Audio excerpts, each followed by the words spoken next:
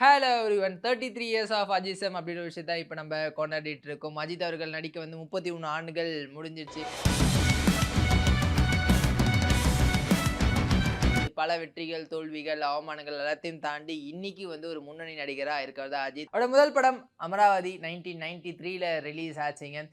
அப்போ இருந்து இப்போ வரைக்குமே வந்து பல ஸ்ட்ரகிள்ஸ் அவர் வந்து ஃபேஸ் பண்ணியிருப்பாரு. பல சர்ஜரிஸ் இதெல்லாம் ஒரு பக்கம் இருந்தாலும் கூட இன்னைக்கு அவர் இவ்வளோ ஒரு முன்னணி நடிகரா இருக்காருன்னா, அது காரணம் அவரோட உழைப்பு மட்டுமே. இது ஒரு பக்கம் வச்சுக்கலாம். இன்னொரு பக்கம் வந்து பார்த்தீங்கன்னா, ரசிகர் மன்றம் இல்லாம ஒருத்தரால இவ்வளோ பெரிய அளவுக்கு உயர முடியுமா? அப்படின்ட்டு ஒரு மிகப்பெரிய கொஸ்டின். நீங்க தமிழ் இண்டஸ்ட்ரி மட்டும் இல்ல, எந்த இண்டஸ்ட்ரி எடுத்திருந்தாலுமே ரசிகர் மன்றம் அப்படின்றது வந்து ஒரு நடிகருக்கு ஒரு மிகப்பெரிய பலம். அந்த ஓப்பனிங் அப்படின்ற ஒரு விஷயத்த குடுக்கறதுக்கு வந்து ரசிகர் மன்றம் தான் ரொம்ப ரொம்ப முக்கியம். அப்படி இருக்கக்கூடிய ஒரு சூழல்ல, எனக்கு ரசிகர் மன்றமே வேண்டாம் அப்படின்னு கலைச்ச அந்த கட்ஸ் வந்து கண்டிப்பா எந்த ஒரு நடிகருக்குமே வராதுங்க. எண்ணிக்கை எப்பவுமே வாழ்க்கை முடிவு பண்றதில்ல, எண்ணம் தான் முடிவு பண்ணும்.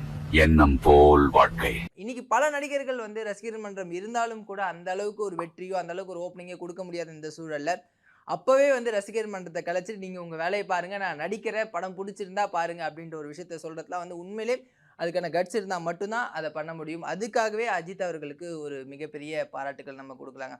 சரி, இந்த 33 இயர்ஸ் ஆஃப் ஜர்னிக்கு வந்து அஜித் ஒரு அறிக்கை குடுத்திருக்காரு. அது என்ன அப்படின்றது தான் இந்த வீடியோல நம்ம பார்க்க போறோம். அழகான இந்த சினிமா பயணத்துல 33 ஆண்டுகள நான் வந்து நிறைவு செஞ்சிருக்கேன். ரொம்பவே மகிழ்ச்சியா இருக்கு. எனக்கு எப்பவுமே நம்பர்ஸ் மேல வந்து நம்பிக்கை கிடையாதுங்க. எனக்கு ஒவ்வொரு ஆண்டுமே முக்கியமான வருஷங்கள் தான்.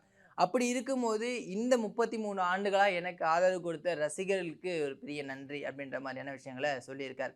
அது மட்டும் இல்லாம, இன்னைக்கு நான் இங்க இருக்கேன் அப்படின்னா, அதுக்கு வந்து என்னை இயக்குன இயக்குனர்கள், தயாரிப்பாளர்கள், ரசிகர்கள் இவங்க எல்லாருமே தான் காரணம். நான் வந்து தனியாளா வந்து ஜெயிச்சிடல. இவங்க எல்லாம் சேர்ந்து தான் என்ன இந்த அளவுக்கு வளர்த்து விட்டுருக்காங்க அப்படின்ற ஒரு விஷயத்தையும் சொல்லியிருக்காரு. இன்னொரு பக்கம் வந்து பார்த்தீங்கன்னா, ரசிகர்கள என்னைக்குமே நான் சுயநலத்திற்காக பயன்படுத்த மாட்டேன் அப்படின்ற ஒரு விஷயத்த சொல்லியிருக்காருங்க. இது வந்து பார்த்தீங்கன்னா, சோசியல் மீடியால இப்போ ஒரு மிகப்பெரிய கான்ட்ரோவர்சியா போயிருக்கு. ஒரு பக்கம் என்ன சொல்றாங்க அப்படின்னா, இது வந்து விஜய் தான் டைரக்ட்டா வந்து அஜித் சொல்றாருப்பா. ஏன்னா வந்து விஜய் இப்போ திரைத்துறையிலேருந்து அரசியலுக்கு போயிருக்காரு. தன்னுடைய ரசிகர்கள தான் வந்து தொண்டர்களா இப்ப அவர் மாத்திருக்காரு. அப்படி இருக்கும்போது அஜித் வந்து விஜய் தான் டைரக்ட்டா அட்டாக் பண்றாரு அப்படின்ற ஒரு விஷயம் போயிட்டு இருக்கு. இன்னொரு பக்கம் பார்த்தோம் அப்படின்னா, அஜித் வந்து சொல்றது புதுசு இல்லங்க. காலகாலமா அஜித் இந்த ஒரு விஷயத்த சொல்லிட்டு தான் இருக்காரு. எல்லார் மாரியுமே ரசிகர் மன்றங்கள் வச்சு, மீடியாவ சந்திச்சு, பிரஸ் மீட் குடுத்து இப்படி இருந்த ஒரு ஆள் தான் அஜித். பட் சில இஷ்யூஸ்னால அது எல்லாமே வேணாம் அப்படின்ட்டு ஒதுங்கி தன்னுடைய பாதைய வந்து சூஸ் பண்ணியிருக்காரு. வாழு வாழ விடு இதுதான் வந்து அஜித் அவர்களுடைய கொள்கை. ஸோ அவர் இத முன்னாடி இருந்தே சொல்லிட்டு இருக்காரு அப்படின்ற ஒரு காரணத்தினால, இத வந்து நம்ம ஒரு பெருசா எடுத்துக்க வேண்டியது. விஜய் தான் சொன்னாரு அப்படின்ற ஒரு விஷயம்லாம் வந்து சும்மா இந்த ஃபேன்ஸ் ஃபைட்காக சிலர் கிளப்பி விடக்கூடிய ஒரு விஷயமா தான் நான் பார்க்குறேன். அதே மாதிரி தலைனா இன்னொரு விஷயம் அவங்க சொல்லியிருக்கிறது என்ன அப்படின்னா, என் மனைவி ஷாலி தான் எனக்கு வந்து ஒரு பேக் போனா இருந்தாங்க. நான் பல சமயம் ஸ்ட்ரகிள்ஸ் ஆகும்போது, அவங்க தான் என்ன வந்து சப்போர்ட் பண்ணி, நான் இந்த அளவுக்கு வரதுக்கு வந்து மிக முக்கியமான காரணம் அப்படின்ற ஒரு விஷயத்த சொல்லியிருக்காரு. எவ்வளோ அழகானது பாருங்க. இன்னைக்கு இருக்கக்கூடிய திரைத்துறையில பல டிவோர்ஸ் வந்து நாம பார்த்துருப்போம். பல முன்னணி நடிகர்கள்லாம் வந்து டிவோர்ஸ் பண்ணி நம்ம அதிர்ச்சிக்குள்ளாக்கியிருக்காங்க. இந்த நிலையில அஜித், ஷாலினி அப்படின்ற இந்த ஒரு ரிலேஷன்ஷிப் அப்படின்றது இத்தனை ஆண்டுகளா அதே அன்போடும், அதே வந்து பாசத்தோடும் ஒருத்தருக்கு ஒருத்தர் சப்போர்ட் பண்ணிட்டு இருக்க ஒரு விஷயம்லாம் வந்து திரைத்துறையில பார்க்கும்போது ரொம்ப ரொம்ப சந்தோஷமா இருக்கு. இந்த மாதிரியான ஒரு கப்பிள்ஸ்லாம் வந்து இருக்காங்க அப்படின்னும்போது ரொம்பவே சந்தோஷமா இருக்கு. இது எல்லாமே அவர் வந்து சொல்லியிருந்தாரு. அதுக்கப்புறம் அவருடைய ரேசிங் பத்தி பல விஷயங்கள் வந்து சொல்லியிருந்தாரு.